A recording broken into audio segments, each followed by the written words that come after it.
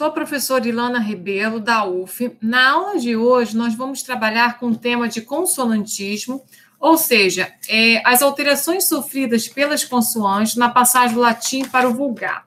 Nós vamos utilizar o mesmo livro que nós utilizamos para explicar as alterações sofridas pelas vogais. Nós vamos continuar trabalhando com esse livro, Gramática Histórica, da Dolores Garcia e Manuel Nascimento, é um livro bem antigo, a minha versão, como eu já disse, é de 1970.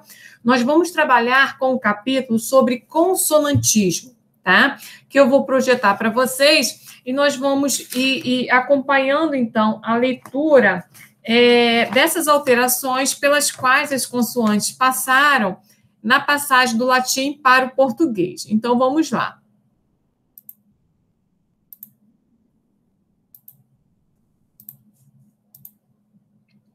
Bem, então, o que é o consonantismo?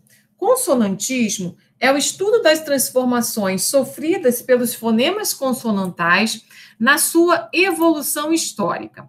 Para estudo dessa evolução, deve-se distinguir consoantes simples e grupos consonantais. Então, nesse vídeo, nós vamos estudar primeiro as alterações sofridas pelas consoantes simples, tá? Então, quanto à posição que ocupam no vocábulo, as consoantes podem ser iniciais, mediais e finais. As consoantes iniciais. Na passagem para o português, as consoantes iniciais geralmente se mantiveram inalteradas, tá? Então, vejam só. Bene, bem, corona, coroa, debere, dever, filho, filho, guta, gota, latrone, ladrão, mano, mão, navídio, navio, pátria, pátria, rota, roda, salute, saúde, tale, tal.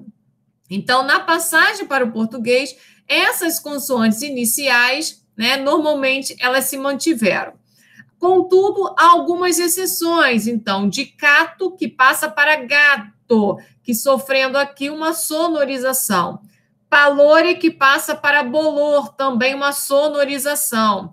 Libelo, que passa para nível, né, do L para o N. Vesiga, que passa para bexiga. Vota, que passa para boda, né? Então, nós temos alguns casos de algumas exceções. Mas, em linhas gerais, de forma geral, essas consoantes iniciais, na passagem para o português, elas normalmente se mantiveram. Tá? Então, foram as consoantes iniciais. Agora, e as consoantes mediais? As consoantes mediais surdais, em posição intervocálica, passaram para as suas homorgânicas sonoras. Nós já vimos isso, que são consoantes surdas e consoantes sonoras. Nós já vimos também o que são consoantes homorgânicas. Quem ainda tiver dúvida em relação a esse conteúdo, é só voltar a assistir o vídeo sobre os metaplasmos. Nesse vídeo dos metaplasmos, quando nós trabalhamos com a sonorização, nós explicamos o que são consoantes surdas, o que são consoantes sonoras e o que são consoantes homorgânicas. Então, vocês podem rever nesse vídeo dos metaplasmos. Então, vejam só, a consoante P é uma consoante surda, tá? A sua homorgânica sonora é o B. Então, o P não vibra as pregas vocálicas, o B, sim. Então, de ripa, nós passamos a ter riba. Lupo passa lobo, então o P que evolui para o B. Sapere evolui para saber, o P evolui para o B. Então, o P é uma consoante surda e o B é uma consoante sonora. Da mesma forma, o T para o D. Por isso que as crianças em processo de alfabetização, elas tendem a trocar muito o P pelo B, o T pelo D, porque são consoantes homorgânicas. A única diferença dessas consoantes homorgânicas é a questão da sonoridade, que uma é surda e a outra é sonora. Então, muitas crianças têm uma certa dificuldade de entenderem, né, de entenderem essa diferença e reproduzir na escrita, e acabam escutando como se fosse a mesma consoante, né? Então, o T é uma consoante surda, O D é uma consoante sonora. Então, de vita, que passa para vida. Então, o T evolui para o D. Rota, que passa para roda. O T que evolui para o D. Muto, que passa para mudou. O T que evoluiu para o D. Agora, aqui é aquele som do cacocu, que vai passar para ga, go e gu, né? O som é grafado com C, mas é aquele som forte, né? De cacocu, que vai passar para a sua consoante sonora ga, go, gu. Então, de pacare, que vai passar para pagar. Acuto, que vai passar para agudo. Foco, que passa para fogo. Agora, o C diante do EI, que é aquele som do C, si, que vai passar para o som do Z, zi. Então, esse som de S, ele é o som surdo que passa para o seu fonema homorgânico, Z, que é o fonema sonoro. Então, esse som de S, ele é surdo. Esse som do Z, ele é o sonoro. Então, de aceto, que passa para azedo. Cruce, que passa para cruze e que vai evoluir para cruz, com a apócope do E final. Vicino, que passa para vizinho. Vassivo, que passa para vazio. Ainda, nesse caso da sonorização, né, das consoantes que evoluem para suas sonoras homorgânicas, nós também temos esse outro fonema aqui, grafado com a letra Q, que vai evoluir para o G. Mas aí é aquele som do água, aqua, que evolui para água. Equa, que evolui para égua. Nós temos o caso do F, que é uma consoante surda, que evolui para a sua homorgânica, V, que é o V. Também são outros fonemas, né? O F e o V, que as crianças confundem muito. Então, de profecto, que vai passar para proveito. Aurífice, que vai passar para ourivez. Trifólio, que vai passar para trevo. Então, a consoante V, né? Ela evolui para a sua sonora V, tá? Nós estamos trabalhando com as consoantes mediais surdas, que evoluem na posição intervocálica, elas passam para as suas consoantes homorgânicas sonoras. Nós ainda temos também aqui uma observação, S e Z. Em latim, o S possuía o som do nosso SS.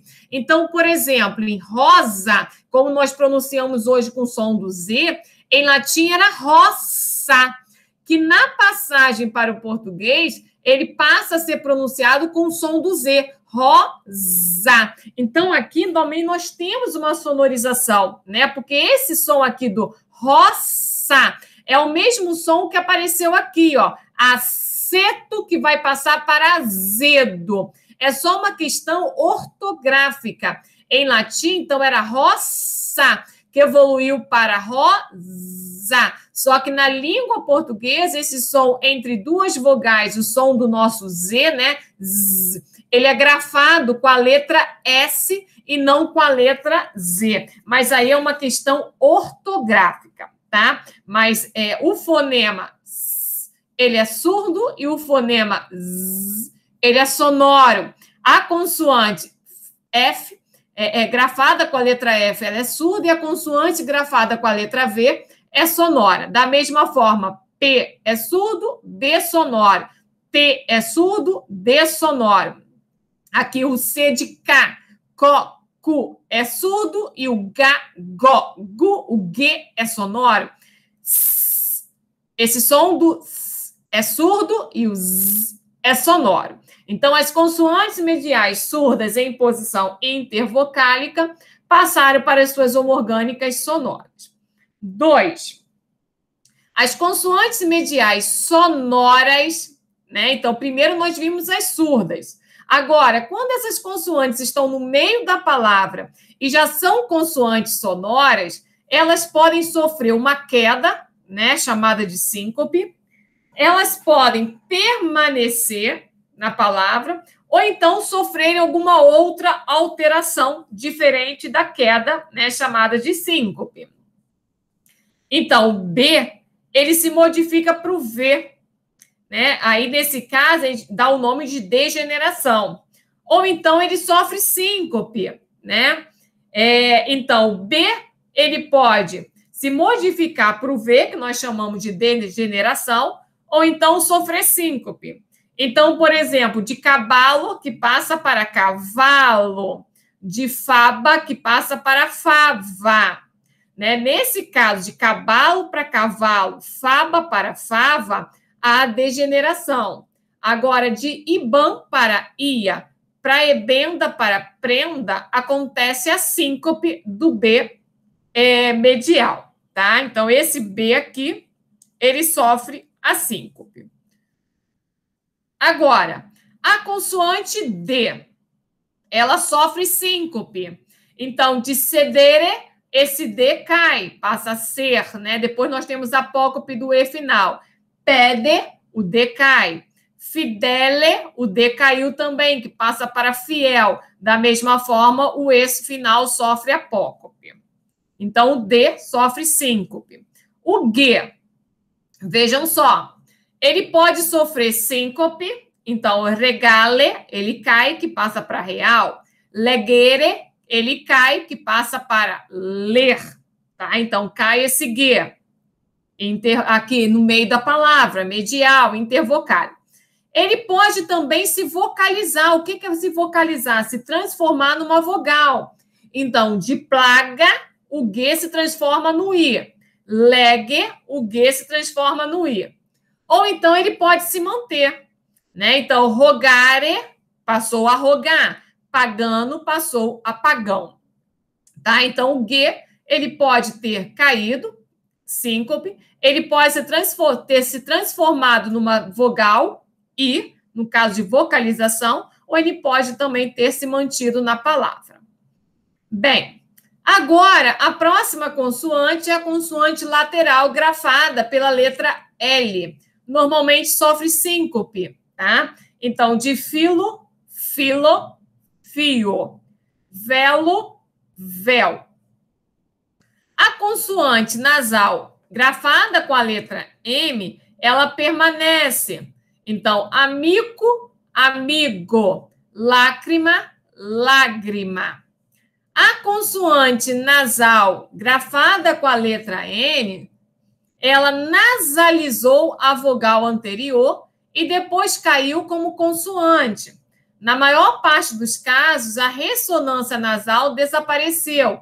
Então, por exemplo, de lana, primeiro, ela nasaliza a vogal anterior, que o lá não era nasal, e passa uma vogal nasal, e depois ela sofre síncope, que dá origem à lana. A lã, mano, primeiro, ela nasaliza a vogal anterior, A, e depois ela sofre síncope, mão.